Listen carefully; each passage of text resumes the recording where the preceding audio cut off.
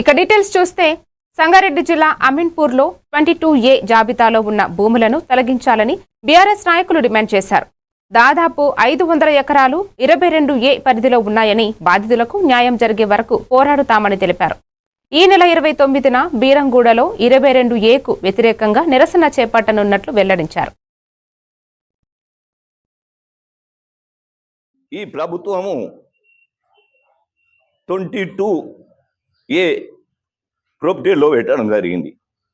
అంటే ఒక్కసారి ఆలోచించాలి, ఇది ఎవరి కోసం, ఎందుకోసం, ఇది ఎవరిని బ్రతికించడానికి కోసము, ఎవరికి లాభాలు చేయడానికి కోసము అని ఒకసారి ఆలోచించాలి. హెచ్ఎండిఏ లేఅవుట్ అనేది అఫీషియల్ లేఅవుట్, అదొకటే కాదు. HMD colony, Chakrapuri colony, Modi builders, green field, ఇవన్నీ కూడా ప్రతి కాలనీ హెచ్ఎండి అనుమతులతోని వెలసినటువంటి కాలనీలు.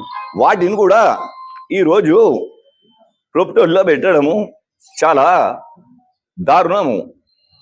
మేము దీనిపైన ఎంఆర్ఓ గారితో కూడా మాట్లాడడం జరిగింది.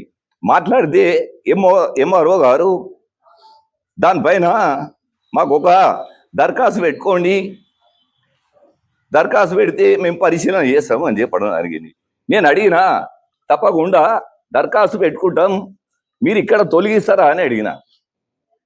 లేదు మేము రాసి పంపుతాము.